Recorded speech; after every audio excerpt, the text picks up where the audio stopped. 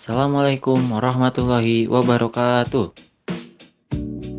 Perkenalkan, saya Muhammad Syahrul Rizal Irawan akan menyampaikan sebuah video pembelajaran geografi tentang aspek geografi, fisik, dan sosial.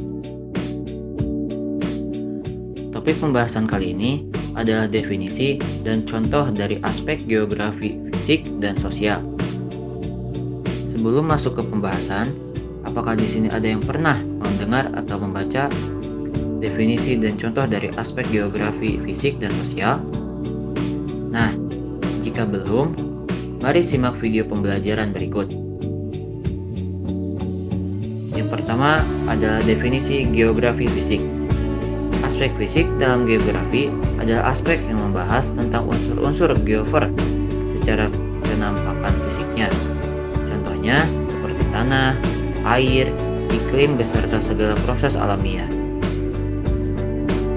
Aspek fisik geografi mencakup adanya alamiah bumi, mulai dari bentuk muka bumi, potensi muka bumi, perairan, keadaan udara, dunia tumbuhan dan juga hewan. Dalam kajiannya, aspek fisik geografi terdiri atas kajian kimiawi, biologi, hingga astronomis yang mempengaruhi kehidupan manusia. Contoh aspek fisik dibagi menjadi 3 bagian. Yang pertama, aspek biotik. Aspek biotik mencakup semua organisme hidup yang mendiami suatu wilayah atau ekosistem. Yang kedua, aspek abiotik. Aspek abiotik melibatkan unsur-unsur non-hidup dari lingkungan fisik, seperti faktor-faktor iklim, geologi, air, dan tanah. Contohnya, panas cahaya matahari, kelembapan, tekanan udara, suhu permukaan. Yang ketiga, aspek topologi.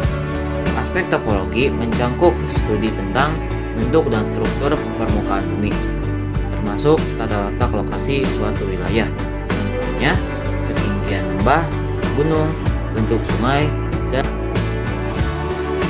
selanjutnya definisi geografi sosial. Aspek sosial dalam ilmu geografi ini membahas mengenai fenomena yang terjadi pada geofer dan implikasinya terhadap manusia. Tujuan dari aspek geografi sosial yaitu untuk mengetahui pola-pola hubungan pada manusia dan lingkungannya.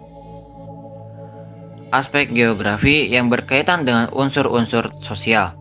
Hal ini berkaitan dengan unsur tradisi, adat istiadat, komunitas, kelompok masyarakat, dan lembaga-lembaga sosial. Contoh aspek sosial. Yang pertama, aspek ekonomi. Aspek yang berkaitan dengan unsur ekonomi seperti pertanian, perkebunan, perikanan, pertambangan, perdagangan, industri, transportasi, pasar, dan kegiatan ekonomi lainnya. Yang kedua, aspek budaya. Aspek yang membahas mengenai unsur budaya seperti unsur pendidikan, agama, bahasa, kesenian, dan ragam budaya lainnya. Yang ketiga, aspek politik. Aspek yang membahas mengenai unsur politik di masyarakat. Mungkin cukup sekian penjelasan dari saya. Apabila ada salah kata, saya mohon maaf yang sebesar-besarnya. Wabillahi taufiq wal hidayah. Wassalamualaikum warahmatullahi wabarakatuh.